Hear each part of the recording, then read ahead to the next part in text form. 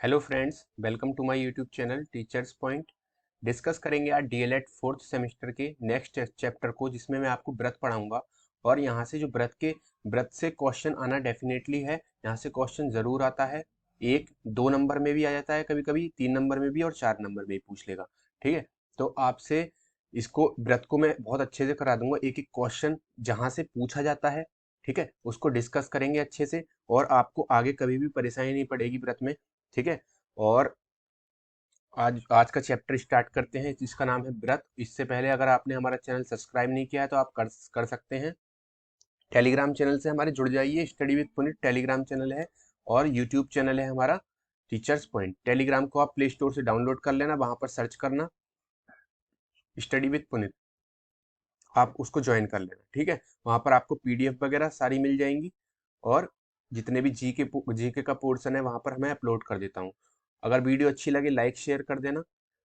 चलिए स्टार्ट करते हैं। आज डीएलएड फोर्थ सेमेस्टर मैथ की 7th क्लास है ये, जिसमें मैं आपको आज व्रत के बारे में पढ़ाऊंगा। व्रत होता क्या है, व्रत से कैसे कैसे क्वेश्चन एग्जाम में पूछे जाते हैं, और व्रत से एग्जाम में जो आए हुए क्वेश्चन है वो भी मैं आपको बताऊंगा। ठीक है, व्रत स्टार्ट करते हैं। व्रत व्रत एक होता है व्रत और एक होता है गोला। दोनों अलग अलग आकृति हैं ये। ठीक है, कैसे? व्रत 2D होता है। 2D मतलब दो आयामी। ठीक है, 2D बोलते हैं ना, 2 डायमेंशन और 3 डायमेंशन। ये जो गोला होता है वो 3 डायमेंशन होता है। 2D का मतलब मैंने आपको उस दिन भी बताया था। जैसे कोई आयत है, यानी कि हमारा खेत। ठीक है, तो खेत जो होगा उसमें लंबाई होगी, और खेत में क्या होगी, लंबाई भी होगी और चौड़ाई भी होगी, लेकिन खेत की ऊंचाई नहीं होगी। ठीक है, तो खेत कैसी आकृति है, 2D, यानी जिसमें दो चीज है। ठीक है, अब मैं बात करता हूं किसी बाल्टी की। ठीक है, ये बाल्टी है। ठीक है, इसमें क्या होगा, इसकी लंबाई भी होगी और इसकी कुछ चौड़ाई भी होगी इसकी चादर की। ठीक है, और इसकी ऊंचाई भी होगी। ठीक है, तो ये कैसी आकृति है, ये 3D आकृति है, यानी कि इसमें ऊंचाई भी है। अब बात करते हैं किसकी, एक गोला है, एक व्रत है। व्रत में क्या होता है, व्रत जैसे फील्ड, जो खेल का मैदान होता है वो गोल गोल होता है, स्टेडियम मान लेते हैं। तो इसमें इसकी ऊंचाई नहीं होती है। ठीक है, इसमें सिर्फ क्या होती है, इसकी लंबाई होती है, चौड़ाई होती है। यही तो होता है, इसकी परिधि तो होती है ये सारी। ठीक है, तो इसमें ये 2D आकृति है। अब बात करते हैं गोले की। एक ठोस गोला ले लीजिए, जैसे कोई गेंद। ठीक है, गेंद क्या होती है, एक ठोस ठोस गोला होती है। उसमें क्या होती है, लंबाई चौड़ाई और ऊंचाई भी होती है। यानी कि उसमें जो ठोस गोला होता है उसकी ऊंचाई भी होती है। ये तो गेंद कैसी आकृति हो जाती है, 3D। ठीक है, 2D और 3D आपके समझ में आ गया होगा। 2D आकृति वो होती है जिसमें ऊंचाई नहीं होती, और 3D आकृति वो होती है जिसमें ऊंचाई होती है। ठीक है, आया समझ में? अब हम बात करते हैं व्रत की। व्रत के संबंध में जो क्वेश्चन आते हैं, या व्रत के कौन कौन से फॉर्मूले हैं जहां से क्वेश्चन पूछा जाता है। ठीक है, इसको गोले को मैं इरेज कर देता हूं और मैं व्रत से आपको बताता हूं व्रत क्या होता है। व्रत व्रत में 2 या 3 फॉर्मूले बनते हैं। बेसिकली उसको मैं डिस्कस कर लेता हूं। एक होता है व्रत का क्षेत्रफल। व्रत का क्षेत्रफल क्या होता है बताओ, पाई आर स्क्वायर। ठीक है, ये आर स्क्वायर क्यों आ जाता है, उस पर ध्यान दीजिए। इसकी जैसे कोई व्रत है, ठीक है, इसमें मैंने तुम्हें बताया ऊंचाई नहीं होती। ठीक है, यानी कि ये जो त्रिज्या है इसकी आर, ये आर त्रिज्या होती है व्रत की। ठीक है, ये सेंटर होता है। कौन सा, ये बीच में जो मैंने बिंदु लगाया है ये सेंटर है इसका।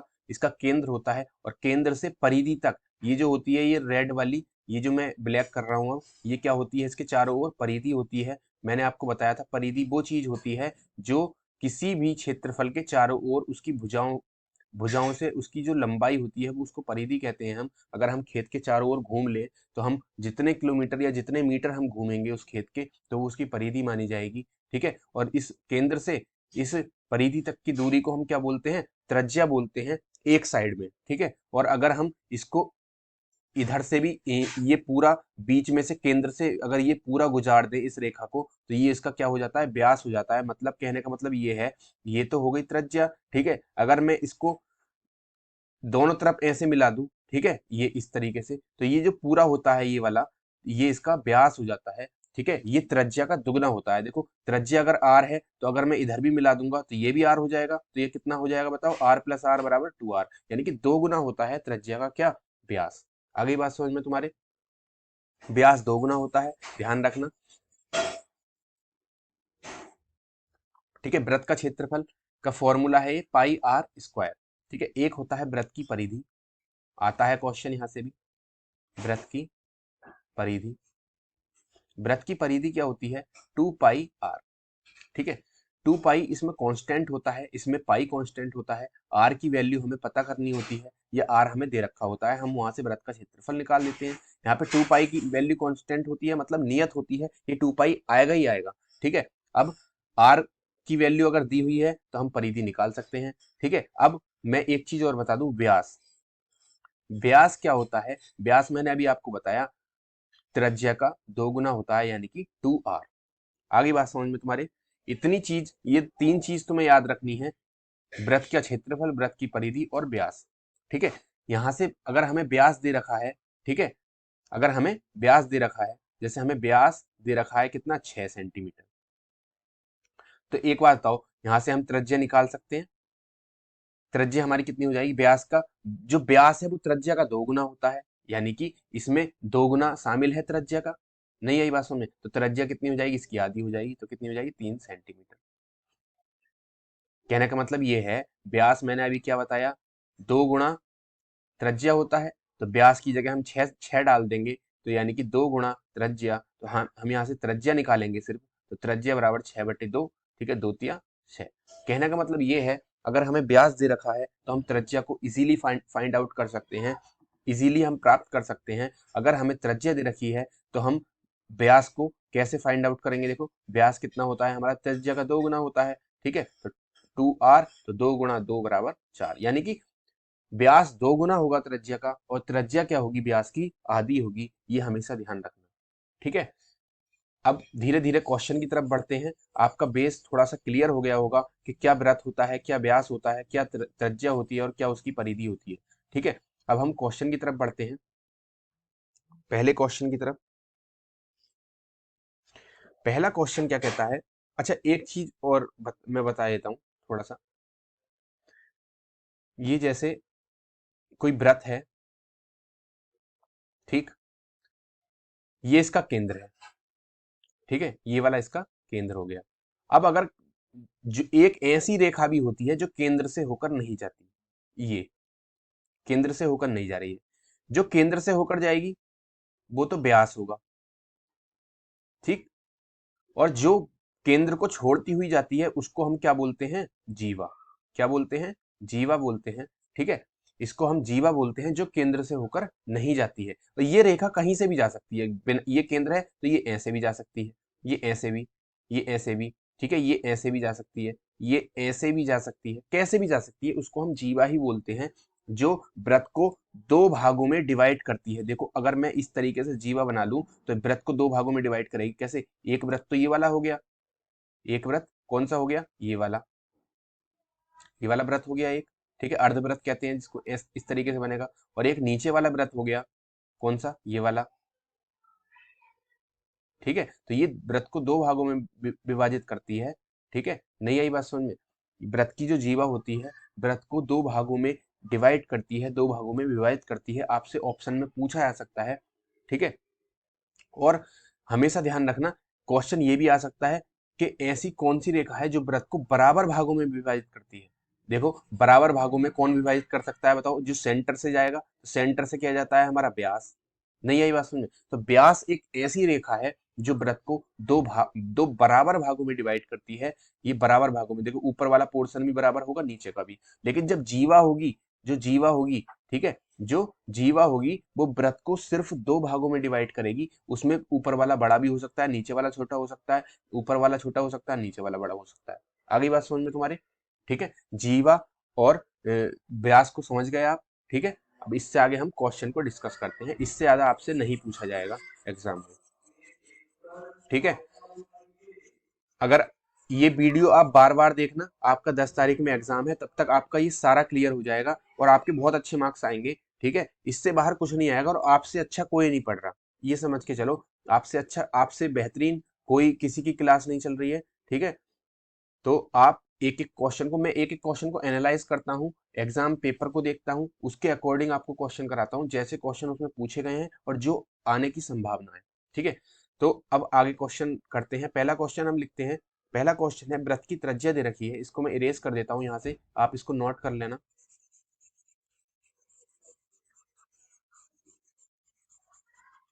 वृत्त का चैप्टर जो है थोड़ा सा बड़ा है, लेकिन मैंने इसमें क्वेश्चन अच्छे अच्छे डाले हैं, आपके आराम से समझ में भी आ जाएंगे, ठीक है। वृत्त की त्रिज्या दे रखी है कितनी, 21 सेंटीमीटर, ठीक। तो वृत्त की परिधि बताओ।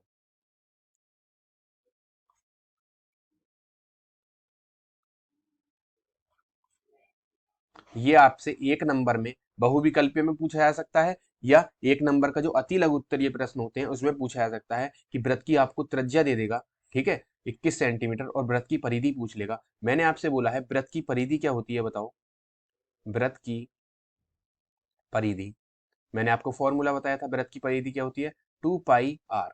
ये इसका फॉर्मूला होता है 2 पाई आर, वृत्त की परिधि का। अब एक बात बताओ, हमें 2 पाई, मैंने बताया था क्या होता है, 2 पाई कांस्टेंट होता है, कांस्टेंट होता है 2 पाई, ठीक। अब हमें आर की वैल्यू का पता होना चाहिए, तो हम परिधि निकाल सकते हैं। वृत्त की परिधि में सिर्फ आर की वैल्यू का पता होना बहुत जरूरी है। आर की वैल्यू के बिना परिधि आ ही नहीं सकती, और आर की वैल्यू हमें दे रखी है कितनी, 21 सेंटीमीटर, यानी कि 2 पाई इंटू 21, ठीक है। अब देखो, हम पाई की वैल्यू हम डाल देते हैं, हमेशा ध्यान रखना पाई की वैल्यू कितनी होती है, 22/7, ठीक है। 22/7 होती है, तो पाई की जगह मैं क्या डाल दूंगा, 22/7 गुणा 21। आ गई बात समझ में। 7 से हम किसको काट देंगे, 21 को काट देंगे, 7 या 21, ठीक है। 2 गुणा 22 गुणा 3, कितना बचा, 2 की 3 से गुणा हो जाएगी, 6 गुणा 22। अब 6 की 2 से 22 से गुणा कर दूंगा, 6 दूनी 12, 6 दूनी 12 और 1 13, यानी कि 132। अब ये क्या आया, देखो परिधि आई, ठीक है। तो परिधि स्क्वायर में तो होगी नहीं, ठीक है, क्यों, परिधि सेंटीमीटर में होगी, क्योंकि दूरी पूछ रहा है, दूरी कितनी चली गई है, ठीक है, वृत्त की परिधि पूछी है, ठीक है। तो 132 सेंटीमीटर, ये हमारा आंसर हो जाएगा। आगे बात समझ में। अब एक चीज मैं तुम्हें बहुत इंपॉर्टेंट बता देता हूँ, जहां से एग्जाम में आपसे क्वेश्चन पूछा जा सकता है, ठीक है, आपको कोई नहीं बताएगा। ये जो पाई होता है ना, पाई एक अपरिमेय संख्या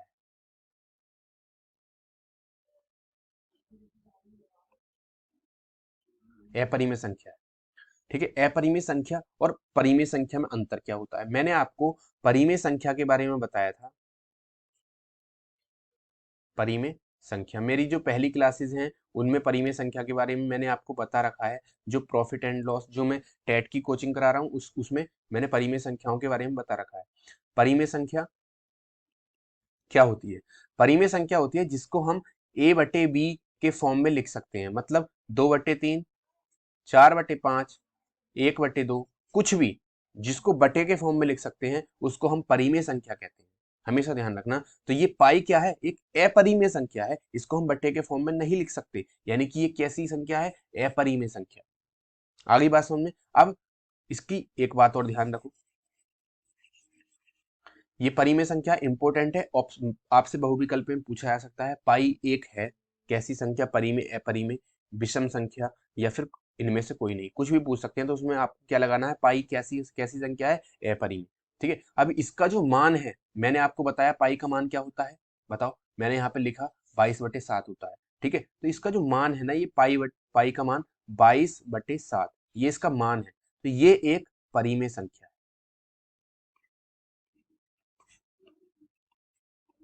ठीक है। इसका मान तो एक परिमेय संख्या है, क्योंकि इसको हम बटे के फॉर्म में लिख सकते हैं, a/b के फॉर्म में ये लिखा गया है, ठीक है। लेकिन जो पाई है वो एक अपरिमेय संख्या है, इसको ध्यान रखना, ठीक है।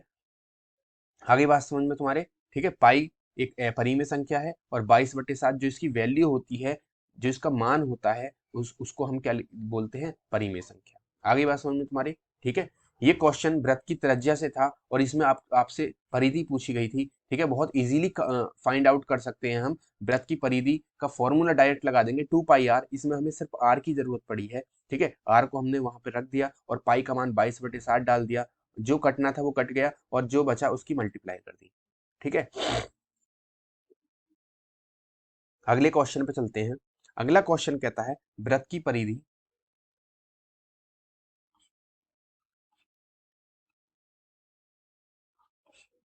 तथा व्यास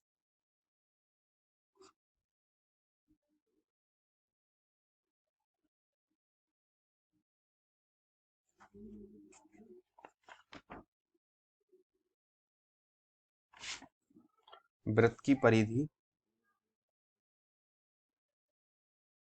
तथा व्यास में क्या संबंध है।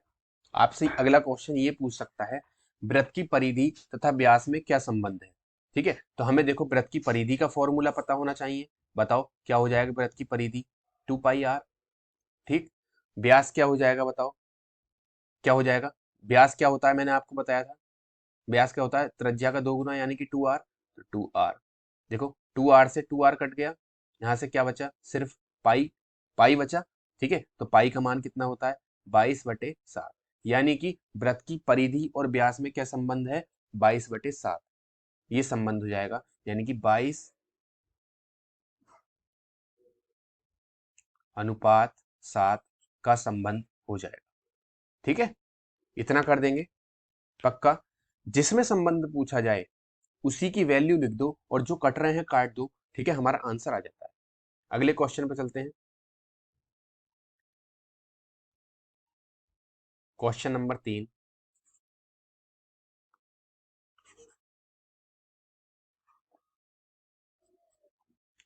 क्वेश्चन नंबर 3 क्या कहता है, हाँ ये क्वेश्चन बहुत इंपॉर्टेंट है जो मैं अब बता रहा हूँ। एक आपको चित्र दे रखा होगा, ये चित्र भी नहीं देगा तो वो आपको सिर्फ ये बता देगा। मैं 1 मिनट इसको शेप बना देता हूँ,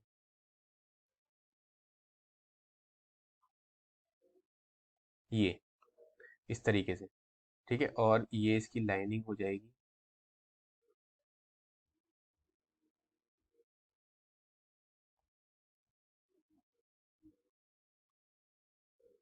ये जीवा हो गई एक, अरे यार ये कट कैसे गया, ये व्रत है। ठीक है, और ये इसकी जीवा है।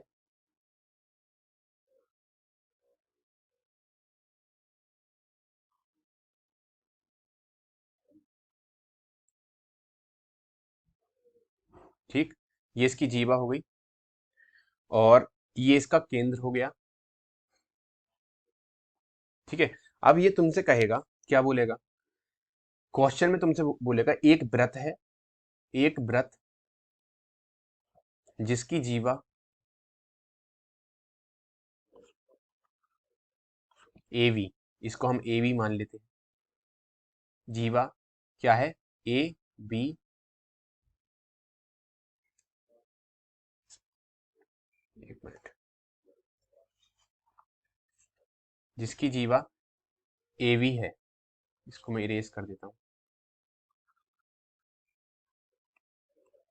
ठीक, और आपसे बोलेगा इसका व्यास, इस व्यास नहीं, इस जीवा की लंबाई दे देगा।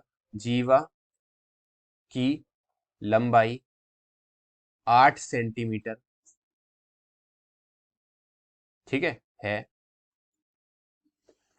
तो बोलेगा क्या ओ ए, हाँ 8 सेंटीमीटर है तो वृत्त की त्रिज्या ज्ञात करो।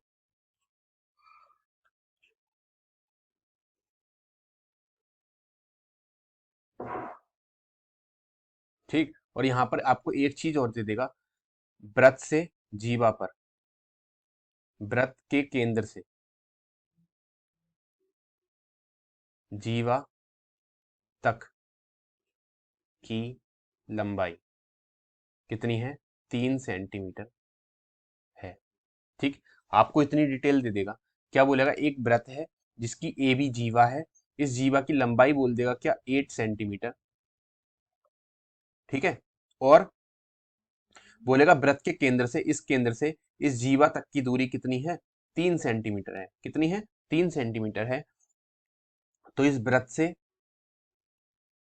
इसकी इसकी वृत्त की त्रिज्या ज्ञात करो, यानी कि ये त्रिज्या ही तो हो जाएगी। मैंने क्या बोला है? केंद्र से परिधि तक की दूरी कितनी क्या होती है? त्रिज्या होती है। तो ये परिधि है इसकी सारी, ये परिधि तो है। तो इसी केंद्र से परिधि तक की दूरी कितनी हो जाएगी? बताओ क्या हो जाएगी? त्रिज्या हो जाएगी। यहाँ पर आपको ये चित्र बनाना है और ये आपसे क्वेश्चन सिर्फ 2 नंबर में पूछा जाएगा और ये लघु उत्तरीय में पूछा जाएगा। बहुत इंपॉर्टेंट क्वेश्चन है, क्वेश्चन पर ध्यान देना। ठीक है, हम क्या करेंगे? इसको ओ मान लेते हैं, जो वृत्त का केंद्र है इसको ओ मान लिया। ठीक है, और यहाँ पर देखो, अब जो मैं आपको कॉन्सेप्ट बताने वाला हूं उस पर ध्यान देना। जब भी इस टाइप के क्वेश्चन होते हैं तो हमेशा ध्यान रखना, आपसे जब भी ये क्वेश्चन, बहुत ही इंपॉर्टेंट क्वेश्चन है, ये एग्जाम में आता ही आता है, टेट में भी आता है, सुपर टेट में भी आता है और ये डीएलएड में भी पूछा जाता है। बहुत इंपॉर्टेंट क्वेश्चन है। ठीक है, अब एक बात ध्यान रखना, व्रत, मेरे कॉन्सेप्ट को ध्यान रखना। ये व्रत है कोई, इसका ये केंद्र है और ये जीवा है। ठीक है, व्रत के केंद्र से जब भी जीवा जीवा पर व्रत के केंद्र से जब भी जीवा पर कोई रेखा जाएगी, हमेशा ध्यान रखना, तो वो 90 डिग्री का कोण बनाएगी। कौन सा कोण कोण कोण बनाएगी? 90 डिग्री का। कैसे? यहाँ पर देखो 90 डिग्री का कोण बना हुआ है। ठीक है, और उस दिन मैंने ट्रिग्नोमेट्री में आपको बताया था, जब मैं त्रिकोणमिति पढ़ाई थी, एक वृत्त, एक क्या कहते हैं, त्रिभुज है, वहां पर अगर 90 डिग्री का कोण बन रहा है, ठीक है, तो इसके सामने की भुजा क्या हो जाती है? कर्ण हो जाती है। बताया था ये मैंने। ठीक है, अब इस कर्ण वर्ण को तो छोड़ो अभी फिलहाल, जो मैं कॉन्सेप्ट बता रहा हूँ उस पर ध्यान दो। सबसे पहला कॉन्सेप्ट, जब भी वृत्त के केंद्र से, ये केंद्र था और इससे जीवा पर लंब डाला गया, तो ये क्या होगा? 90 डिग्री का होगा। और हमेशा ध्यान रखना, वृत्त के केंद्र से जीवा पर जब लंब डाला जाता है, ये लंब हो गया, ये अगर डाला जाएगा तो ये जो लंब है, इस जीवा को, इस वाली जीवा को 2 बराबर भागों में विभाजित करेगा। कितने भागों में? 2 बराबर विभागों में। यानी कि ये बिल्कुल जो लंब डाला गया है, इस जीवा के बिल्कुल मिडिल पॉइंट पर डाला गया है, ये मिडिल पॉइंट है। यानी कि जितनी दूरी ये वाली होगी उतनी ही दूरी ये वाली होगी। ठीक है, अब जब, एक बात बताओ, इस जीवा को बराबर भागों में डिवाइड किया तो इसने, एक बात बताओ, ये कितने हो गया? बताओ, इधर की दूरी कितनी हो जाएगी? ये 4 हो जाएगी और इधर की भी दूरी 4 हो जाएगी, क्योंकि टोटल क्या है? 8। आगे बात समझ लो तुम्हारे। ठीक है, इतनी बात समझ लेना। मैंने क्या बोला आपको? जब भी वृत्त के केंद्र से जीवा पर लंब डाला जाएगा तो वो 90 डिग्री बनाएगा, पहला कॉन्सेप्ट। दूसरा कॉन्सेप्ट, वो जीवा को 2 बराबर भागों में विभाजित करेगा। यानी कि अगर टोटल जीवा 8 है तो उसके जो 2 बराबर हिस्से कितने हो जाएंगे? बताओ, किसी को 8, मेरे पास 8 रुपए हैं, किसको, किसी दो बच्चों को 8 रुपए बराबर बराबर भागों में देने हैं, तो मैं उसको कितने दूंगा? एक को 4 दूंगा, दूसरे को भी 4 रुपए दूंगा। ठीक है, तो क्या हो गया? यानी कि ये बराबर भागों में विभाजित करेगा। 2 कॉन्सेप्ट हो गए, सिंपल। ठीक है, अब हमसे क्या पूछा है? त्रिज्या पूछी गई है। क्या पूछी गई है? त्रिज्या। तो त्रिज्या कौन सी है? ये वाली है, यही तो त्रिज्या है। अब ये भी हमें दे रखी है, क्या? लंब दे दिया, यानी कि ये 90 डिग्री है, तो ये क्या हो जाएगा? कर्ण हो जाएगा। ठीक है, ये क्या हो जाएगा? ये हम थीटा मानेंगे इसको। ठीक है, और ये लंब हो जाएगा, ये आधार हो जाएगा 4, और ये वाला क्या हो जाएगा? कर्ण। तो हम आराम से निकाल सकते हैं, पाइथागोरस प्रमेय लगा देंगे। ठीक है, मैंने बताया है पाइथागोरस प्रमेय कौन सी होती है, कैसे लगाएंगे बताओ? हमें कर्ण निकालना है, तो कर्ण क्या है बताओ? ए ओ स्क्वायर, यही तो है कर्ण। ठीक है, कौन सा है कर्ण? कर्ण का वर्ग। चलो ऐसे निकाल देता हूँ यार, कोई प्रॉब्लम नहीं है। ठीक है, कर्ण का वर्ग बराबर, ये क्या हो गया? लंब हो गया, लंब का वर्ग। मैंने यही तो बताया, कर्ण का वर्ग जो होता है वो सबसे बड़ी भुजा होती है कर्ण। ठीक है, उसका जो वर्ग, कर्ण का जो वर्ग होता है वो लंब, शेष दो भुजाएं जो बची हैं, लंब और आधार, उनके वर्गों के योग के बराबर होता है। तो लंब का वर्ग प्लस इनका योग कर देंगे, आधार का वर्ग। ठीक है, कुछ नहीं इस क्वेश्चन में, सिर्फ ये समझ थी जो मैंने आपको बता दी। उसके बाद सिर्फ इस फॉर्मूले में रखना है और आपका आंसर आ जाएगा। ठीक है, लंब का वर्ग कितना दे रखा है? 3 का वर्ग प्लस आधार कितना है बताओ? 4 का वर्ग। क्योंकि ये वाला आधार कितना बना? ये 4 ही तो बचा है ये वाला। ठीक है, क्योंकि त्रिभुज तो ये वाला बचा है अब हमारे पास। ठीक है, हम इसी पे वर्क कर रहे हैं। तो नीचे वाला आधार कितना बचा? 4। ठीक है, तो 3 तिया 9, 4 चौक 16, कितना हो गया ये? 25। तो ये किधर क्या चल रहा था? इधर कर्ण का वर्ग चल रहा था, हमें वर्ग थोड़ी ना निकालना है, हमें निकालना है सिर्फ कर्ण। तो कर्ण का वर्ग, कर्ण बराबर कितना हो जाएगा, अंडर रूट चढ़ जाएगा, वर्ग हटेगा तो उधर से 25। तो 25 किसका अंडर रूट होता है बचाओ, बताओ। 25 5 का, किसका होता है, 5 का। तो हमें पता चल गया ये जो कर्ण था, ये जो कर्ण था, इसका मान कितना आ गया, 5 आ गया। ठीक है, अब एक बात ध्यान दो, ये हमारा वृत्त है, ठीक है, ये केंद्र है, इस केंद्र से यहाँ तक की दूरी हमें पता चल गई क्या है, 5। तो ये त्रिज्या ही तो है। ठीक है, केंद्र से चाहे तुम इधर खींच लो, चाहे इधर खींच लो, चाहे इधर खींच लो, इधर खींच लो, केंद्र से परिधि तक की दूरी क्या होती है, त्रिज्या होती है, चाहे वो किसी भी दिशा में हो। तुम सोच रहे होगे कि सिर्फ ये ही त्रिज्या होती है, ये त्रिज्या नहीं होती है। ये जितनी भी कोई सी भी रेखा मैं खींचूंगा वो सारी त्रिज्या होंगी, चाहे वो ये है, चाहे ये है, ये है, ये है। तो इसीलिए ये भी क्या होगी, त्रिज्या होगी। तो हमारी कितनी आ गई, 5 आ गई। ठीक है, तो ओ ए का मान कितना आ गया बताओ, 5। ठीक है, तो त्रिज्या बराबर 5। सिंपल, कर दोगे आराम से, बहुत इजी क्वेश्चन है। ठीक है, अगले क्वेश्चन, बहुत इंपॉर्टेंट क्वेश्चन था ये, यहाँ से एग्जाम में जरूर पूछा जाता है। ठीक है, अगले क्वेश्चन पे चलते हैं। अगला क्वेश्चन क्या कहता है, वृत्त का व्यास दे रखा है, वृत्त का व्यास कितना दे दिया, 8 सेंटीमीटर। व्यास कितना है, 8 सेंटीमीटर है। तो वृत्त का क्षेत्रफल आपसे पूछ लिया, ये क्वेश्चन अच्छा है, एग्जाम में पूछा जा सकता है। डायरेक्ट जो फॉर्मूले वाले क्वेश्चन होते हैं वो एग्जाम में आएंगे। वृत्त का क्षेत्रफल बराबर क्या, आपसे आपको वृत्त का व्यास दे दिया 8 सेंटीमीटर, बोलेगा वृत्त का क्षेत्रफल ज्ञात करो। ठीक है, तो वृत्त का क्षेत्रफल का फॉर्मूला क्या है, मैंने बताया है। वृत्त का क्षेत्रफल क्या होता है, पाई आर स्क्वायर, ये होता है। मैंने क्या बोला है, पाई जो है कांस्टेंट होता है, पाई की वैल्यू तो हमें पता है ना, 22/7। ठीक है, अब बची क्या आर, आर की वैल्यू हम कहाँ से लाएंगे, तो आर की वैल्यू इस व्यास से निकलेगी। मैंने क्या बोला है, त्रिज्या जो होती है वो व्यास की आधी होती है, और व्यास जो होता है वो त्रिज्या का 2 गुना होता है। ठीक है, तो हमें पता है यहाँ से हमें व्यास निकालना है। वो व्यास हमें दे रखा है कितना, 8 सेंटीमीटर। ठीक है, तो हमारी त्रिज्या क्या हो जाएगी बताओ, त्रिज्या व्यास की आधी होती है, तो यानी कि 8/2 आधी कर देंगे, तो 2 चौक 8, 4 सेंटीमीटर। आगे बात समझ में तुम्हारे, त्रिज्या कितनी होती है व्यास की, आधी होती है। ठीक है, कैसे, जब व्यास हमारा कितना होता है, 2 गुना त्रिज्या यानी कि 2r होता है, आर का 2 गुना होता है। ठीक है, यानी कि 2r। तो यहाँ से हम आर निकालेंगे, आर बराबर कितना हो जाएगा बताओ, व्यास बटे 2। व्यास बटे 2 ही तो हो जाएगा, तो हमने यही तो किया है, व्यास ऊपर लिख दिया, नीचे 2 लिख दिया, यानी कि कितनी आ गई, 4 सेंटीमीटर हमारी क्या आ गई, त्रिज्या। अब हम इस फॉर्मूले में पुट कर देंगे बस सिंपली। ठीक है, तो वृत्त का क्षेत्रफल, क्षेत्रफल बराबर कितना हो जाएगा बताओ, पाई आर स्क्वायर बराबर पाई बटे 22/7 गुणा आर कितना है बताओ, 4 का वर्ग। ठीक है, 4 गुणा 4, 2 बार लिख दिया। ठीक है, अब इसको, अच्छा इसको तुम 22/7 मत लिखो, क्यों क्यों क्यों नहीं लिखेंगे हम, यहाँ पे देखो 7 से हम इस 4 को काट नहीं सकते किसी को भी ना, ये 22 कट सकता है। ठीक है, तो हम क्या काम करेंगे, पाई का मान हम पाई लिख देंगे, क्यों, ये आपको आसानी देगा क्वेश्चन को करने में। पाई गुणा 4 का वर्ग। ठीक है, तो ये कितना हो जाएगा, 4 चौक 16 पाई, ये हमारा क्षेत्रफल आ गया। ठीक है, ऐसे भी कर सकते हैं। जब कटता नहीं है, हम क्यों 22/7 क्यों लिखते हैं, जब यहाँ पर 21 होता ना, ठीक है, तो 22/7 लिख सकते थे, 7 से 21, 3 से कट जाता, फिर 22 की 3 से मल्टीप्लाई हो जाती, कितना आया था, 66। ठीक है, जब पूरा पूरा कट जाता है। ठीक है, इसीलिए हम 22/7 लिखते हैं, जब वो पूरा पूरा कट जाता है। अब यहाँ पर हमने क्यों नहीं लिखा, लिखने को तो लिख दो, आंसर ये भी आ जाएगा। क्या कहते हैं, ये भी आ जाएगा आंसर, इसको मैं और कर देता हूँ, 16 गुणा पाई का मान डाल डाल दो, 22/7, फिर आप 16 की और 22 की गुणा कर दोगे, ऊपर बटे 7 लिख दोगे, ये भी आंसर होगा। ठीक है, और ये भी आंसर है, कुछ भी जो तुम करना चाहो वो कर सकते हो। ठीक है, लेकिन मेरे हिसाब से अच्छा जो है वो ये है, जब पाई का मान तुम डाल रहे हो, नीचे से वो ऊपर वाली संख्या कट रही है तो ठीक है, नहीं कट रही तो पाई का मान डालो ही मत, ऐसे रहने दो। ठीक है, पूरे नंबर मिलेंगे फिर भी। अगले क्वेश्चन पे चलते हैं। अगला क्वेश्चन क्या कहता है, यदि वृत्त का व्यास, यदि वृत्त का व्यास 14 सेंटीमीटर, 14 सेंटीमीटर है, तो वृत्त की परिधि बताओ, वृत्त की परिधि ज्ञात करो। ठीक है, अब देखो वृत्त का व्यास दे दिया, वृत्त की परिधि पूछ रहा है, तो वृत्त की परिधि बताओ क्या होती है? वृत्त की परिधि, परिधि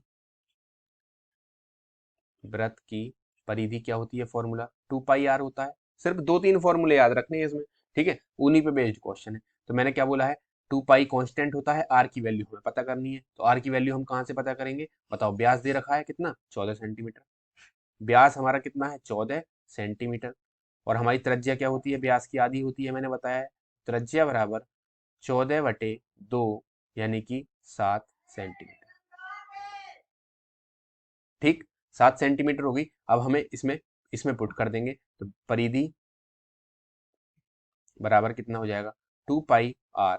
ठीक है, 2 × पाई की जगह क्या रख देंगे? 22/7। क्यों? क्योंकि r हमें 7 दे रखा है, तो हमें r की जगह 7 रख दिया। देखो ये 7 से 7 कट जाएगा, कट गया, तो क्या आ गया बताओ? 22 दूनी 44 सेंटीमीटर। 44 सेंटीमीटर क्या हो गया इसका? इसकी परिधि हो गई, और ये हमारा आंसर आ गया। बहुत इजी है, सिर्फ फॉर्मूले में पुट करना है और सिंपल कैलकुलेशन करनी है, गुणा भाग करनी है। समझ में आ गई तुम्हारे? पक्का? ठीक है, अगले क्वेश्चन पे चलते हैं।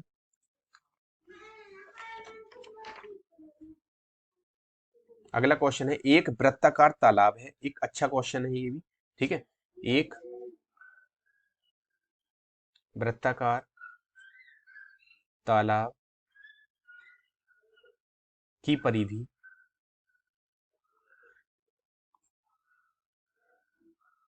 132 सेंटीमीटर है, तो वृत्त का व्यास ज्ञात करो। तो वृत्त का व्यास ज्ञात कर। एक सेकंड में चेक कर लेता हूँ कुछ। ठीक है, क्या बोल रहा है? वृत्ताकार तालाब की परिधि इसने बोल दी है 132 सेंटीमीटर है उसकी परिधि। ठीक है, तो वृत्त का व्यास इसने पूछा है, तो हमें पता है परिधि क्या होता है। बताओ, परिधि दे रखी है तो परिधि का फॉर्मूला लगा देंगे। ठीक है, व्यास पूछा है तो व्यास तो हमें पता है आर का 2 गुना होता है, यानी कि 2r होता है। तो इससे पहले हमें क्या निकालना है बताओ? व्यास निकालने के लिए हमें क्या निकालना पड़ेगा? ये देखो, यहाँ पे मैं दोबारा से समझा देता हूँ। व्यास हमारा होता क्या है? व्यास ही तो हमें हमसे पूछ रहा है, तो 2 गुना त्रिज्या होता है। आगे बात समझ में? तो हमें व्यास निकालने के लिए सबसे पहले त्रिज्या का होना पता होना जरूरी है। अब त्रिज्या तो हम कहाँ से निकालेंगे? त्रिज्या हम कहाँ से निकालेंगे? इस परिधि से निकालेंगे, क्योंकि परिधि के अंदर 2 पाई r होता है, उसके अंदर त्रिज्या होती है। ठीक है, तो हमें पता है परिधि बराबर,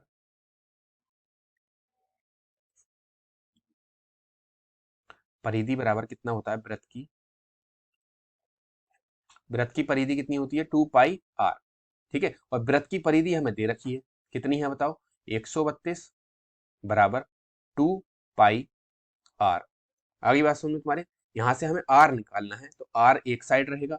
ठीक है, 2 पाई को हम कहाँ ले जाएंगे? इसके बटे में। ठीक है, तो r बराबर कितना हो जाएगा बताओ? 132/2 पाई।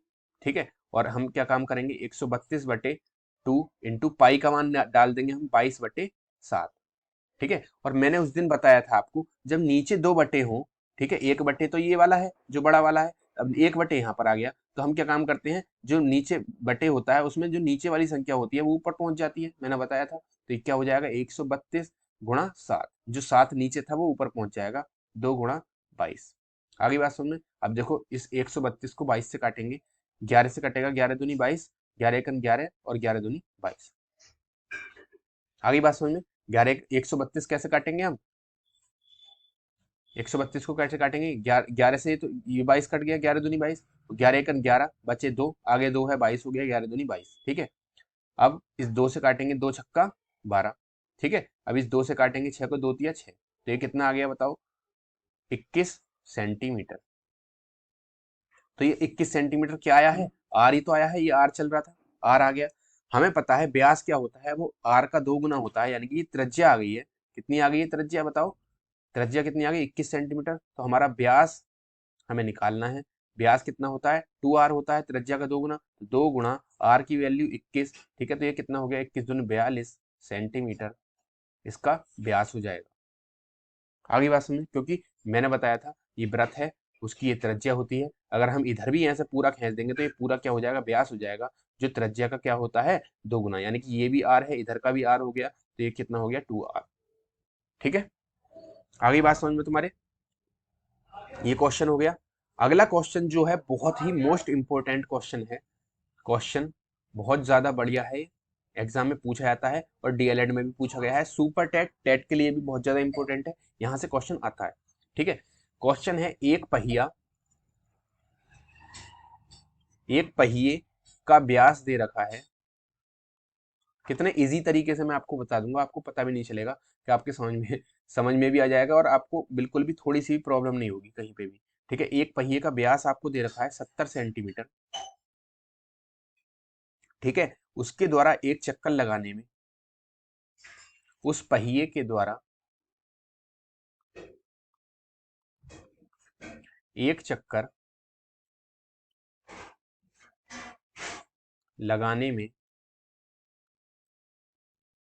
चली गई दूरी, चली गई दूरी बताओ। ये क्वेश्चन है, बहुत ज्यादा इंपॉर्टेंट क्वेश्चन है, ये आपको भारी लग रहा होगा इसकी लैंग्वेज से, लेकिन ये बहुत ही इंपॉर्टेंट क्वेश्चन है, बहुत हल्का है। ठीक ठीक है, हमें पहिए का व्यास दे दिया। ठीक है, ये पहिया है, मान सकते हैं। ठीक है, ये किसी साइकिल का पहिया है और हमें इसका व्यास दे दिया, यानी कि हमें क्या चीज दे दी है, ये चीज पूरी दे दी। ठीक, इसका हमें व्यास दे दिया, ये चीज पूरी दे दी, कितनी, 70। ठीक, अब एक बात बताओ, अगर ये पहिया है, इससे मैं बोलूं कि तू थोड़ा सा चला देखो, ठीक है, यानी कि अपना एक पूरा चक्कर कर। ठीक है, तो ये क्या काम करेगा, इस तल पर चलेगा, ये क्या कहते हैं, हम थोड़ा सा समतल मान लेते हैं, कोई फर्श मान लेते हैं, उस पर ये चलेगा, तो ये कैसे चलेगा, आगे की तरफ चलेगा, इस साइड मूवमेंट होगा इसका। ठीक है, ये कैसे चलेगा, ये यहाँ तक चलेगा कंप्लीट। ठीक है, और पूरा चक्कर जब ये दौड़कर ये अगर यहाँ से चला है इससे, ठीक है, यहाँ पर मैं कोई निशान मान लेता हूँ। ठीक है, ये काला निशान है। ठीक है, यहाँ से इसने चलना स्टार्ट किया। ठीक है, तो ये काला निशान जो है यहाँ तक आ जाएगा। अब यहाँ पर जब आएगा ये, तो ये काला निशान कहाँ पर आ जाएगा, नीचे की साइड आ जाएगा, यहाँ यहाँ पर। ठीक है, और फिर ये दोबारा से ऊपर जाएगा, तो ये काला निशान कहाँ आ जाएगा, यहाँ पर। नहीं आई बात सुनिए, तो यानी कि कहने का मतलब ये है, एक चक्कर चलने में इसने कितनी दूरी तय की, जितनी इसकी परिधि है। नहीं आई तुम्हारी बात सुनिए, जितनी इसकी ये परिधि है उतना ही तो ये चला है एक चक्कर। कॉन्सेप्ट पे ध्यान दो, कॉन्सेप्ट पे। परिधि क्या है, मैंने तुम्हें बोला है, कोई भी खेत है, उसके चारों ओर जितनी हम दूरी चल लेते हैं वो परिधि होती है। कोई व्रत है, इसके चारों ओर ये जो दूरी है, ये सारी परिधि है। तो एक पहिया कंप्लीट कैसे करेगा, जैसे कोई पहिया है मेरे पास, चलो ये है, ठीक है, ये पहिया है। ठीक है, यहां से अगर ये चला, इस पॉइंट से ये चला, ठीक है, तो ये जहां पे मेरी उंगली है, देखो ये वाली उंगली, ये वाली, ये अगर चलती है तो ये इस तरीके से ये पूरा घूमेगा पहिया। ठीक है, फिर ये मेरी उंगली ऊपर आ जाएगी यहाँ पर। ठीक है, ये आ गई। ठीक है, तो ये क्या होगा, एक पूरा जब चक्कर चला है ये, ठीक है, तो ये इसकी परिधि तो घूमा है। ठीक है, एक पूरा चक्कर कब कंप्लीट करेगा, जब इसकी पूरी परिधि एक बार कंप्लीट कर लेगा, तब इसका चक्कर पूरा हो जाएगा। ठीक है, सिंपल है। ठीक है, तो इसने यही तो पूछा है, इसने व्रत का व्यास दे दिया और इसने बोला एक चक्कर लगाने में चली गई दूरी, एक चक्कर लगाने में वो कितनी दूरी चलेगा, जितनी उसकी परिधि है, यानी कि 2πr। सिंपल, क्वेश्चन का आंसर आ गया। बस बस इतनी सी चीज समझानी थी। ये कॉन्सेप्ट समझ में आया, कहने का मतलब ये है, कोई भी पहिया एक चक्कर पूरा करने में उतनी दूरी चलता है जितनी उसकी परिधि होती है, जितना उसका पहिए का जो गोल चक्कर है, ठीक है, जितनी उसकी परिधि है, उतने में उतनी दूरी ही वो चलेगा जितनी उसकी परिधि है। ठीक है, खुद चला के देख लेना, तुम्हारे घर साइकिल होगी तो ऊपर निशान लगा देना। ठीक है, और उस पहिए को चला के देखना। ठीक है, फिर उसको काउंट करना एक पैमाने से, उस पहिए की जितनी परिधि होगी उतनी ही दूरी वो चल पाया होगा एक चक्कर में। ठीक है, ये चीज समझ में आई, ये कॉन्सेप्ट। तो हम क्या काम कर रहे हैं, एक पहिया है, ठीक है, इससे इस पे चलने के लिए बोला गया, तो ये उतनी ही दूरी काउंट करेगा जितनी इसकी परिधि है, ये इतनी इसकी परिधि है। आ गई बात समझ में तुम्हारे? ठीक है, तो इसको हम परिधि को क्या बोलेंगे बताओ? 2πr। क्या बोलेंगे? 2πr, क्योंकि वृत्त की परिधि कितनी होती है? 2πr होती है। सिंपल है। हमें क्या दे रखा है? हमें वृत्त की परिधि निकालनी है। इसने ये तो बोला एक चक्कर चलने में कितनी दूरी तय होगा, कितनी दूरी वो तय करेगा। तो कितनी तय करेगा बताओ? जितनी उसकी परिधि होगी। परिधि हमें निकालने के लिए किसकी जरूरत पड़ेगी बताओ? आर की जरूरत पड़ेगी, क्योंकि 2π तो कांस्टेंट है, आर निकालना है। आर के लिए हमें क्या दे रखा है बताओ? व्यास दे रखा है वृत्त का, वो कितना है? 70 सेंटीमीटर। तो हमें यहाँ से त्रिज्या पता चल जाएगी। त्रिज्या आर बराबर कितना होता है बताओ? आर बराबर यानी कि व्यास का आधा। ठीक है, व्यास की आधी होती है त्रिज्या, यानी कि 35 सेंटीमीटर। आगे बात समझ में तुम्हारे? पक्का? अब यहाँ से हम परिधि निकाल सकते हैं, तो परिधि बताओ कितनी हो जाएगी? परिधि हो जाएगी 2πr। ठीक है, 2 गुणा पाई का मान 22/7 और आर का मान कितना डाल दूंगा मैं? 35। ठीक है, 7 से कट जाएगा, 7 पंजे 35। कितना आ गया? 5 की 2 से गुणा हो जाएगी, 2 गुणा 5 गुणा 22 बचा। यही तो बचा है। ठीक है, 5 की 2 से गुणा कर दो, 5 दूनी 10। ठीक है, गुणा 22, और 22 की 10 से गुणा होगी तो लास्ट में 0 आ जाएगा, यानी कि परिधि कितनी हो जाएगी? इतने 220 सेंटीमीटर। क्या हो जाएगी? परिधि। तो एक पहिया कितने चक्कर चलेगा? एक चक्कर में वो कितनी दूरी चलेगा? जितनी उसकी परिधि होगी, और उसकी परिधि कितनी है? 220। यानी कि एक पहिया एक चक्कर पूरा करने में वो उतना ही तो चलेगा जितनी उसकी परिधि है। ठीक है, तो एक चक्कर पूरा करने में वो कितनी दूरी तय करेगा? 220 सेंटीमीटर की दूरी तय करेगा, अगर उसका व्यास 70 सेंटीमीटर है तो। आगे बात समझ में? कॉन्सेप्ट समझ गए इस चीज को? हमें कुछ नहीं करना है। क्या काम करना है? क्वेश्चन हमें दे रखा होगा इस तरीके से। ठीक है, हमसे क्या बोलेगा? वो चली एक चक्कर में चली गई दूरी पूछेगा। ठीक है, तो तुम्हें दूरी हमेशा ध्यान रखना है, दूरी वो 2πr चलेगा, तो 2πr के लिए हम r की जरूरत पड़ेगी। हमें दूसरी चीज दे रखी है व्यास, व्यास से हम त्रिज्या निकाल लेंगे और उस फॉर्मूले में 2πr में पुट कर देंगे, हमारा आंसर आ जाएगा। सिंपल है कॉन्सेप्ट। अगले क्वेश्चन पे चलते हैं। इसमें बहुत अच्छे अच्छे क्वेश्चन मैंने मेंशन किए हैं इस शीट में। ठीक है, आपको कहीं से भी क्वेश्चन आ जाए, आपको बिल्कुल भी दिक्कत नहीं पड़ने वाली है वृत्त से। और वृत्त से एक बहुविकल्प आ सकता है, प्लस एक अति लघुत्तरीय आ सकता है, प्लस एक 2 नंबर का भी आ सकता है, यानी कि टोटल 4 नंबर का क्वेश्चन पेपर वृत्त से बन सकता है। नहीं तो 3 नंबर का तो बनेगा ही बनेगा। ठीक है, ध्यान रखना, एक चैप्टर से तुम्हें 3 से 4 नंबर प्राप्त हो जाएंगे आराम से। अगले क्वेश्चन पे मैं चलता हूं। अगला क्वेश्चन बहुत इंपॉर्टेंट है। ये क्वेश्चन ही पूछा जाता है। घास के मैदान में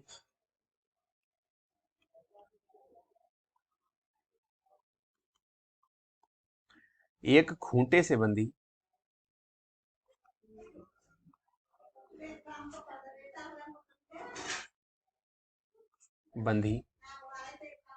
एक गाय 14 सेंटीमीटर दूरी तक चढ़ सकती है।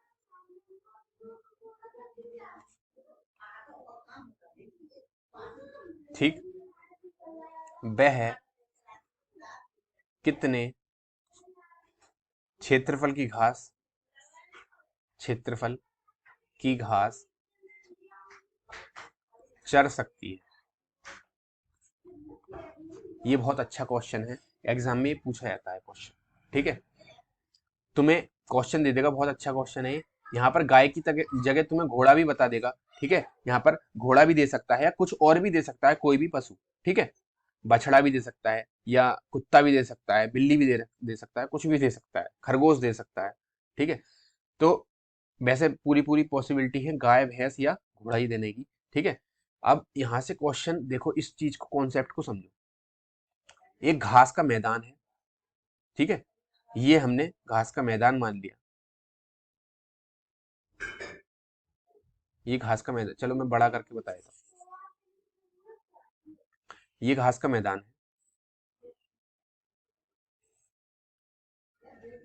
यहाँ पर एक क्या बंधा हुआ है? गाय बंधी हुई है। ठीक है, और ये कहता है एक घास के मैदान में एक खूंटे से बंधी गाय 14 सेंटीमीटर दूरी तक चढ़ सकती है। इसकी जो दूरी है, ये जो चढ़ सकती है, वो 14 सेंटीमीटर दूरी तक चढ़ सकती है। यानी कि इसके गले में जो क्या कहते हैं, रस्सी बंधी हुई है, ठीक है, वो कितने सेंटीमीटर लंबी है? 14 सेंटीमीटर। कहने का मतलब तो यही है, कॉन्सेप्ट को समझने की कोशिश करो। अगर कोई गाय खूंटे से बंधी हुई है और वो 14 सेंटीमीटर तक चढ़ सकती है, तो उसकी जो रस्सी की दूरी है वो कितनी होगी? 14 सेंटीमीटर। तभी तो वो 14 सेंटीमीटर तक चढ़ रही है, ठीक है। तो चढ़ सकती है 14 सेंटीमीटर तक। वह कितने क्षेत्रफल की घास चढ़ सकती है?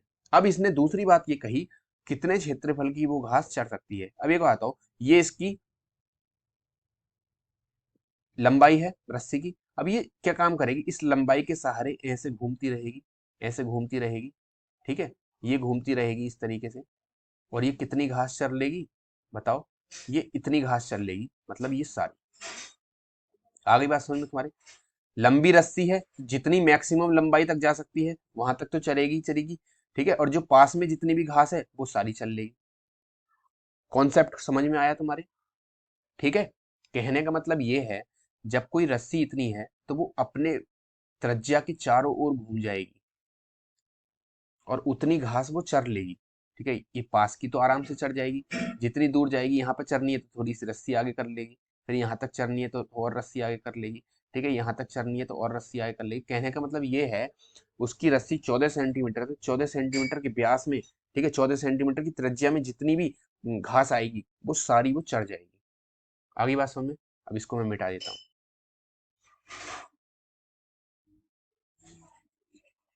यही कॉन्सेप्ट मुझे समझाना था, आपकी समझ में आ गया, ठीक है। अब मैं क्या काम करूंगा, एक व्रत बना लिया मैंने, ठीक है।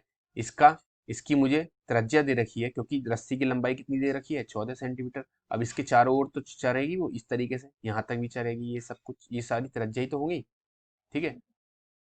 14 सेंटीमीटर इसकी त्रिज्या है। अब ये बोल रहा है कितने क्षेत्रफल तक वो चढ़ सकती है, ठीक है। तो क्षेत्रफल पूछा है हमसे, व्रत का क्षेत्र, क्योंकि ये व्रत है, क्योंकि जब रस्सी चारों तरफ इस तरीके से घुमाएगी तो ये व्रत ही बनेगा। एक गाय रस्सी के चारों तरफ अगर इस तरीके से घूमेगी तो वो आयत थोड़ी ना बनाएगी, ऐसे थोड़ी ना घूमेगी वो इस तरीके से, ऐसे नहीं घूमेगी। वो क्या काम करेगी? रस्सी के चारों तरफ घूमेगी तो एक व्रत ही बनाएगी, ठीक है। तो अब क्या काम होगा? व्रत का इन्होंने क्षेत्रफल पूछा है, तो वो किस क्षेत्रफल तक चढ़ सकती है? तो इस व्रत का क्षेत्रफल क्या हो जाएगा बताओ? पाई आर स्क्वायर। पाई का मान बताओ कितना है? 22/7, ठीक है। गुणा आर कितना है बताओ? 14, क्योंकि ये आर ही तो है, एक तरफ की त्रिज्या होती है, ठीक है। आर 14 दे रखा है तो उसका स्क्वायर 14 × 14, ठीक है। 7 से कट गया, 7 दूनी 14, दो बार, तो ये कितना हो गया बताओ? 22 × 2 × 14, यही तो बचा। आगे बात समझ में? यही तो बचा है। अब क्या हो जाएगा बताओ? 22 दूनी 44 गुणा 14, 14 × 56 हासिल 5, 14 × 56 और 5 61, 616 मीटर। अब क्षेत्रफल है ये, तो क्षेत्रफल मैंने बताया था किस में आता है? स्क्वायर में आता है, ठीक है। तो क्षेत्रफल 606 मीटर स्क्वायर इसका आंसर है। बहुत ही इंपॉर्टेंट क्वेश्चन था, हमें सिर्फ क्या काम करना था? वैसे तो ये क्वेश्चन में सीधा सीधा दे देता, त्रिज्या इतनी है और वृत्त का क्षेत्रफल निकालो, लेकिन इसने सीधा सीधा नहीं दिया। उसने त्रिज्या को उसने किस बात में घुमा दिया?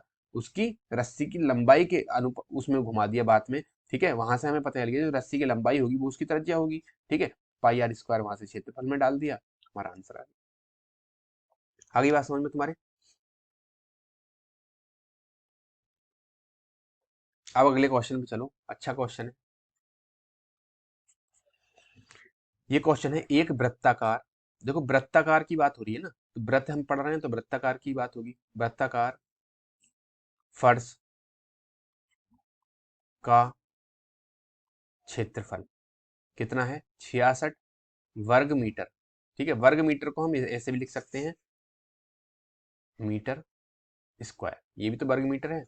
वर्ग मीटर है तो फर्श का व्यास ज्ञात करो। मैंने अभी इस तरीके का क्वेश्चन आपको करा रखा है पहले। हमें पता है व्यास क्या होता है? 2 गुणा त्रिज्या होता है। अब व्यास निकालने के लिए मुझे त्रिज्या का पता होना जरूरी है। त्रिज्या कहाँ से निकालूंगा? मैं क्षेत्रफल से निकालूंगा वृत्त के। तो वृत्त का क्षेत्रफल कितना होता है बताओ?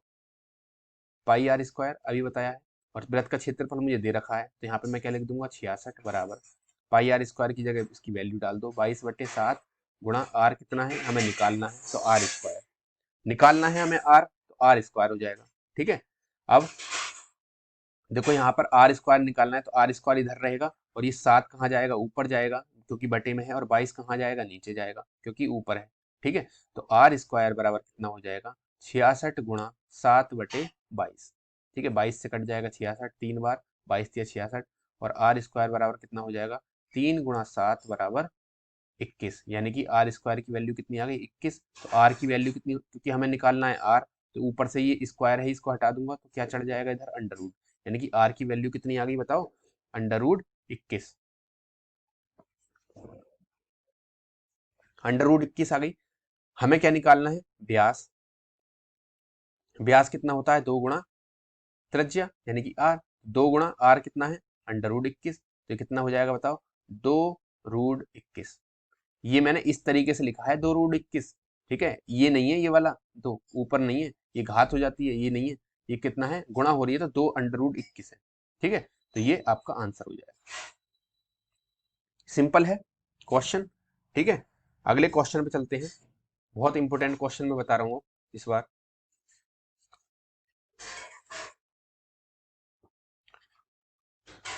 ये क्वेश्चन बहुत अच्छा है। क्वेश्चन कहता है एक वृत्त का क्षेत्रफल दूसरे वृत्त के क्षेत्रफल का 64 गुना, ये बहुत अच्छा क्वेश्चन है, 64 गुना है। ठीक है, उसकी परिधियों का अनुपात बताइए, उसकी परिधियों का अनुपात ज्ञात करो। एक वृत्त का क्षेत्रफल दे दिया और दूसरे वृत्त का भी क्षेत्रफल दे दिया। ठीक है, उसकी परिधियों का अनुपात पूछ लिया उन वृत्तों की। ठीक है, तो ये देखो ये बहुत सिंपल क्वेश्चन है। ये वृत्त का क्षेत्रफल और दूसरे वृत्त का क्षेत्रफल का अनुपात दे रखा है, यानी कि वो 64 गुना है। ठीक है, तो यानी कि पहले वृत्त का क्षेत्रफल हम क्या मानेंगे, पहले वृत्त का क्षेत्रफल पाई आर 1 स्क्वायर, मतलब पाई तो दोनों में ही कांस्टेंट होगा, मैंने तुम्हें बताया पाई कांस्टेंट होता है, तो पाई को हम पाई 1 थोड़ी ना लिखेंगे, कांस्टेंट तो कांस्टेंट है। ठीक है, अब चेंज क्या होता है बताओ, चेंज क्या होता है, त्रिज्या तो चेंज होती है, एक की अगर त्रिज्या 2 है तो दूसरे की 3 होगी, हो सकती है मे बी। ठीक है, तो हम क्या करेंगे, त्रिज्या को R1 और R2 के फॉर्म में मानेंगे। ठीक है, तो वृत्त की त्रिज्या, वृत्त का जो क्षेत्रफल दे रखा है, तो वृत्त के क्षेत्रफल का ही तो फॉर्मूला लगाएंगे, पहले वृत्त का क्षेत्रफल इस तरीके से बटे दूसरे वृत्त का क्षेत्रफल, यही तो लिखेंगे। लेकिन मैं इसको इस तरीके से क्यों लिखूंगा, मैं तो डायरेक्ट लिखूंगा इस क्वेश्चन को। ठीक है, कैसे, pi R1 square, pi R square क्या होता है क्षेत्रफल होता है, तो यहाँ पे मैंने क्या लगा दिया R1। ठीक है, तो ये पहले वृत्त का क्षेत्रफल आ गया, अपॉन सेकेंड वृत्त का क्षेत्रफल, दूसरे वृत्त का क्षेत्रफल बताओ पाई R2 स्क्वायर, पाई R2 स्क्वायर, ऊपर ये 2 नीचे है और ये स्क्वायर वाला ऊपर, जो ऊपर है वो स्क्वायर वाला है, ये वाला। ठीक है, यहाँ पर भी ऐसे ही होगा। ठीक है, तो ये क्या दे रखा है, पहले वृत्त का जो क्षेत्रफल है वो दूसरे वृत्त के क्षेत्रफल का 64 गुना है। 64 गुना कौन है, पहले वृत्त का जो क्षेत्रफल दूसरे वृत्त के क्षेत्रफल का 64 गुना है। अगर ये 64 है, कहाँ गया, एक मिनट,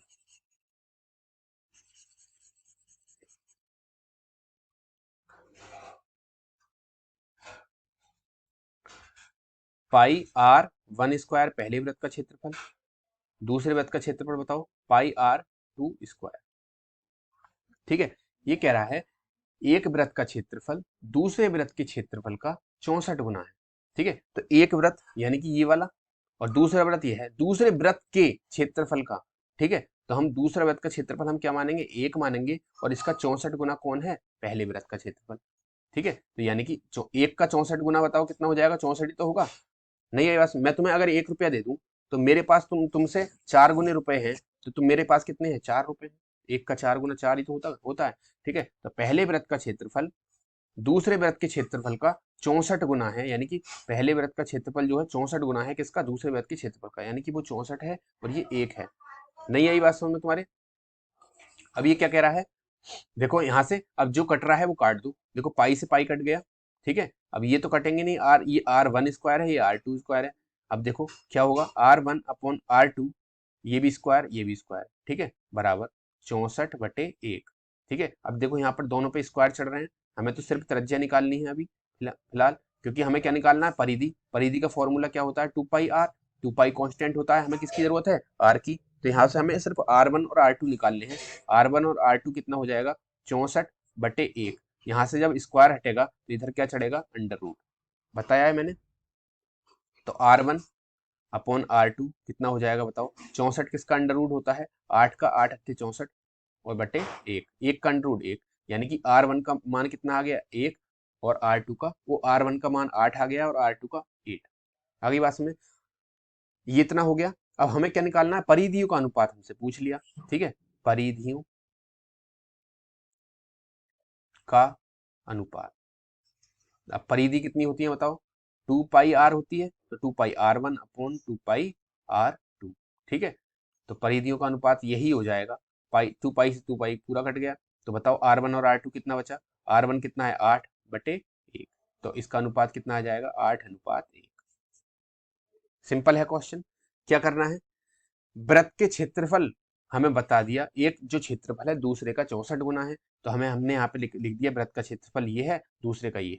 क्योंकि दो वृत्त हैं तो यहाँ पे जो त्रिज्या होंगी वो अलग अलग होंगी, तो इसको हमने R1 ले लिया, इसको R2 ले लिया, और जो फॉर्मूले में रख दिया, क्या पाई R स्क्वायर फॉर्मूला होता है क्षेत्रफल का, तो यहाँ पे पाई R की जगह R1 और स्क्वायर तो है ही, ठीक है, ऐसे ही पाई R2 फिर स्क्वायर, ठीक है।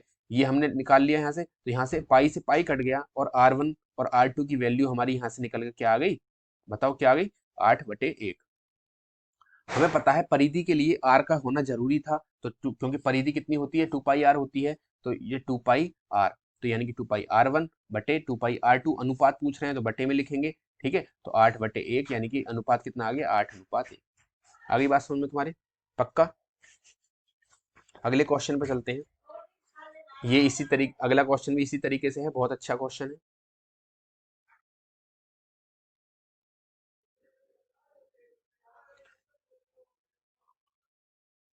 क्वेश्चन क्या कहता है, दो वृत्तों के क्षेत्रफल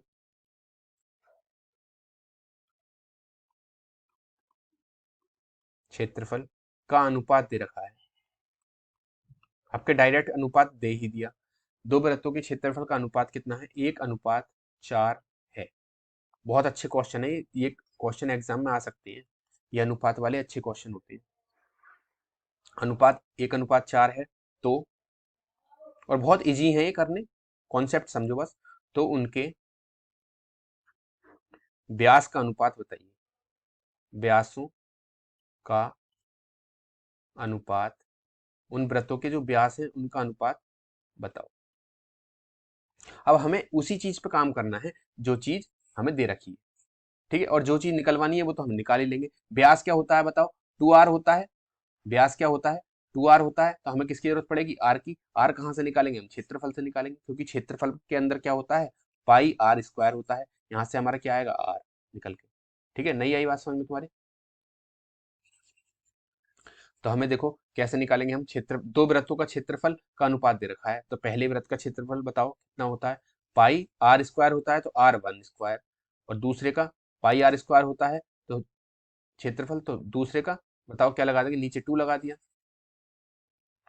पाई r स्क्वायर होता है क्षेत्रफल, तो नीचे दो, दूसरे का 2, ठीक है। आगे बात सुनिए, बराबर कितना दे रखा है अनुपात बताओ, 1/4। अब मैंने क्या बताया, पाई से पाई कट गया, ठीक है, R1 स्क्वायर/R2 स्क्वायर बराबर क्या आ गया, 1/4। यहाँ पे ये स्क्वायर है, इधर भी स्क्वायर इधर भी स्क्वायर, हटेगा, क्या हो जाएगा, इधर अंडर रूट चढ़ जाएगा, 1/4। तो R1/R2 का मान कितना आ गया बताओ, 1/2, क्योंकि चार का, एक का अंडर रूट 1 होता है, एक का अंडर रूट तो 1 होता है, और चार का अंडर रूट 2, ठीक है। अंडर रूट 4 किसका किसका मान होता है, 2 का, ठीक है। R1 और R2 की वैल्यू हमें यहाँ से पता चल गई, ठीक है, अब देखो व्यास का अनुपात पूछा है हमसे, तो व्यासों का अनुपात,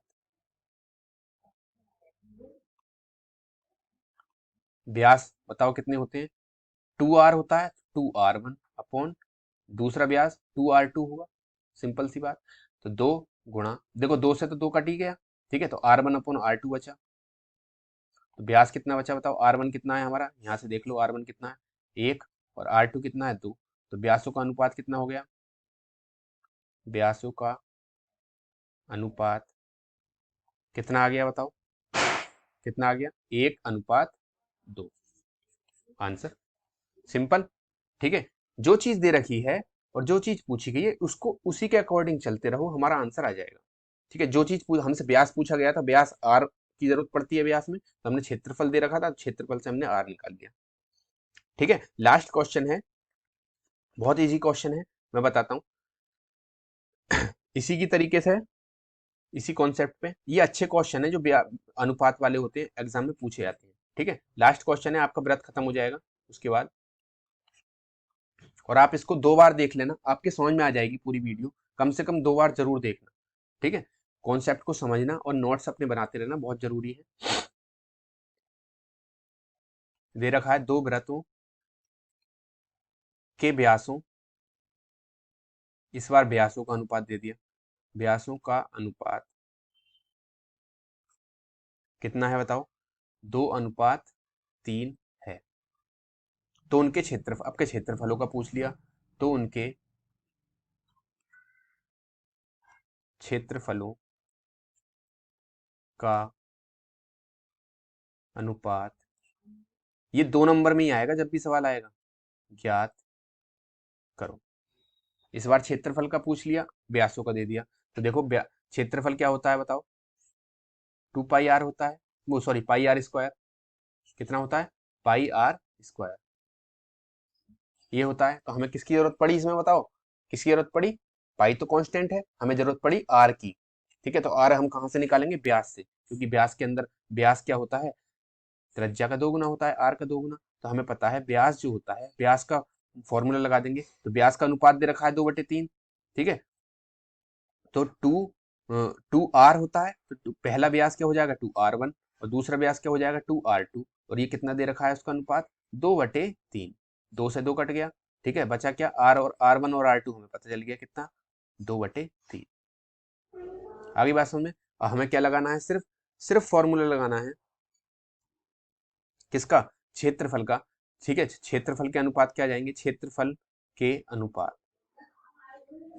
दोनों वृत्तों के क्षेत्रफल के अनुपात कैसे निकालेंगे हम बताओ, πr1² क्षेत्रफल क्या होता है πr², तो यहाँ से r1 लग जाएगा, है ना, πr1² बटे πr2², ठीक है। पाई से पाई कट गया, r1 और r2 हमें दे रखे हैं कितने 2/3, तो 2/3, और ये स्क्वायर भी चढ़ रहा है, दोनों पे स्क्वायर एक साथ चढ़ा देंगे स्क्वायर।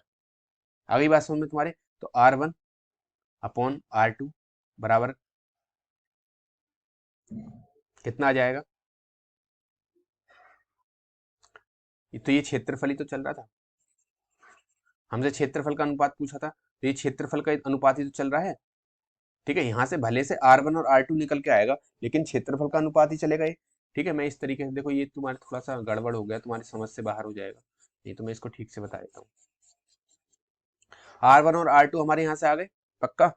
अब एक बात बताओ, क्षेत्रफल क्या होता है, πr² होता है, ठीक है। तो हम यहाँ से क्या निकालेंगे, πr1² बटे πr2², ठीक है। ये क्षेत्रफल ही तो चल रहा है, ठीक है। तो यहाँ से क्या हो जाएगा बताओ, पाई से पाई कट गया, यहाँ पे क्या बचा 2/3, और ये वर्ग दे रखे हैं ऊपर, ठीक है, तो ये वर्ग चढ़े जाएंगे, ठीक है। अब ये क्या थे, ये पूरा क्या था बताओ, ये क्षेत्रफल ही तो था, तो क्षेत्रफल